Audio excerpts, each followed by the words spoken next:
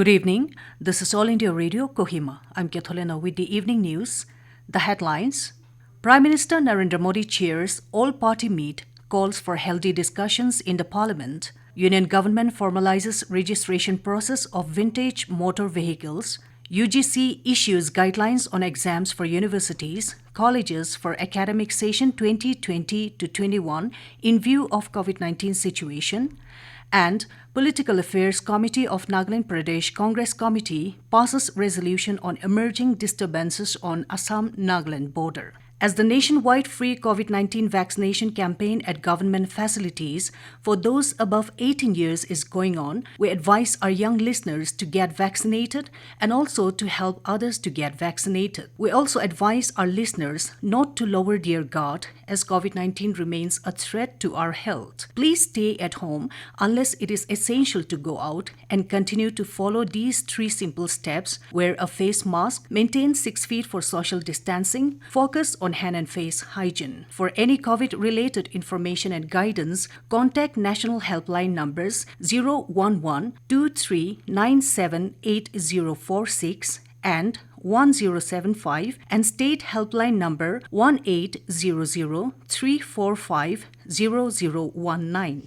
And now the news. All parties' leaders' meeting was held today, a day before the start of the monsoon session of Parliament. Prime Minister Narendra Modi said in the meeting that MPs have given valuable suggestions and there should be meaningful discussion in both the houses. He assured that efforts will be made to implement the suggestions collectively. Modi said that, as per our traditions of healthy democracy, issues concerning the people should be raised in amicable manner and the government should be given opportunity to respond to these discussions. Modi called for healthy discussions in the parliament and sought cooperation with the leaders of all political parties. Prime Minister Modi expressed the hope that the sessions run smoothly and completes its work. During 19 sittings of the session, 31 government business items will be taken up. Minister of Road Transport and Highways Nitin Gadkari said the registration process of vintage motor vehicles has been formalized with an aim to preserve and promote the heritage of vintage vehicles. He said, with no existing rules for regulating the process of registration across different states, the new rules will provide hassle-free process. He said the salient features are such as retention of old number for already registered vehicles and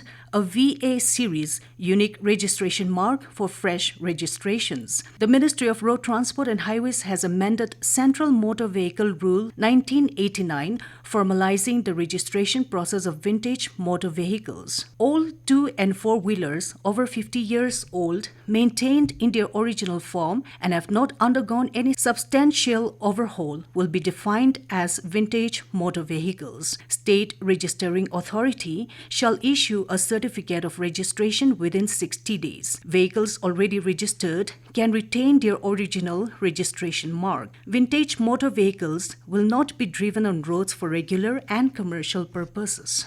University Grants Commission UGC has issued guidelines on examinations and academic calendar for universities and colleges in view of COVID-19 situation. The guidelines will apply for current academic session 2020 to 21. As per the guidelines, terminal semester and final year examinations for 2020 to 2021 have to be conducted in either offline, online, or blended mode by no later than 31st of next month following COVID-19 protocols. Provisions contained in earlier UGC guidelines issued in September last year will be applicable for academic session 2021 to 2022. For students of intermediate semester and year, the higher education institutions may start their academic session in online, offline, or blended mode as early as possible following COVID protocols. The guidelines said higher education institutions will ensure that admission process for undergraduate courses for academic session 2021 to 2022 commences only after declaration of results by the CBSE, ICSE, and state boards. It is expected that all school boards will declare their results for the Class 12th examinations by 31st of this month. Admission to the first-year courses for the session 2021 to 2022 will be completed by no later than 30th September this year. The academic session will commence latest by 31st of October. Political Affairs Committee (PSC) of the Nagaland Pradesh Congress Committee has unanimously resolved to pass a 3-point resolution on current political situation in the state and emerging disturbances on Assam-Nagaland border. During the PSC meeting held on Friday, it cautioned the Assam government on passing the Assam Cattle Preservation Bill 2021 that is bound to create more trouble for neighboring hill states and destroy the age-old ties that have withstood the test of time.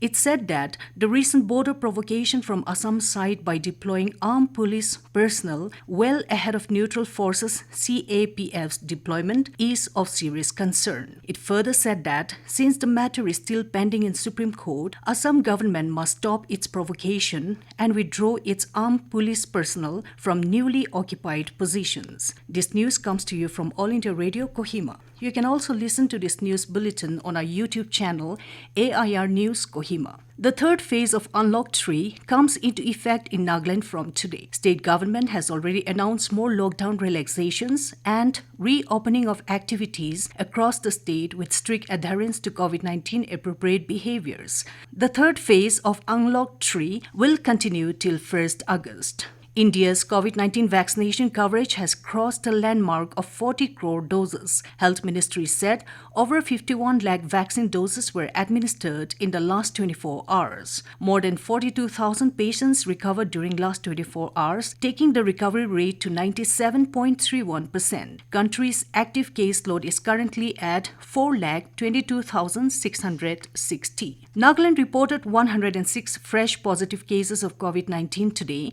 taking the total tally to 26,682. 39 cases were reported from Dimapur, 33 in Kohima, 15 from Mogokchung, 7 from Pak, 6 in Longland, 4 in Paran, and 1 each from Tuensang and Wokha. In addition, 56 patients have recovered from the infection, adding the total recovered cases to 24,261. COVID deaths toll mounted to 514 with 4 deaths reported. The state's active caseload currently stands at 1,149. The 52nd International Film Festival of India, IFFI, has announced call for entries for Indian Panorama 2021 to be held in Goa from 20th to 28th November this year. The last date to submit applications online is 12th August and the last date of the receipt of the hard copy of the online submitted application along with other requisite documents is 23rd August. A set of guidelines have to be followed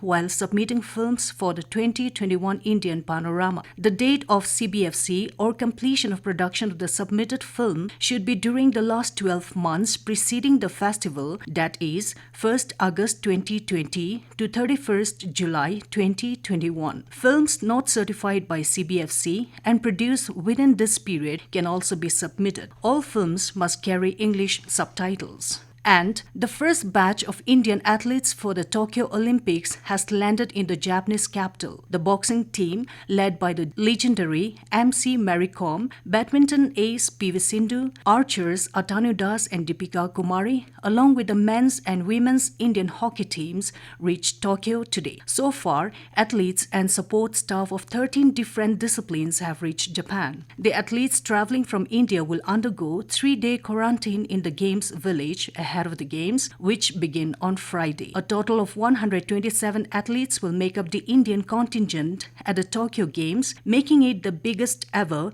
for the country at the Olympics. To end the news, the headlines here again. Prime Minister Narendra Modi chairs all-party meet, calls for healthy discussions in the parliament. Union government formalizes registration process of vintage motor vehicles. UGC issues guidelines on exams for universities, colleges for academic session 2020-21 in view of COVID-19 situation, and Political Affairs Committee of Nagaland Pradesh Congress Committee passes resolution on emerging disturbances on Assam-Nagaland border. That's all we have in this evening news bulletin. Good night.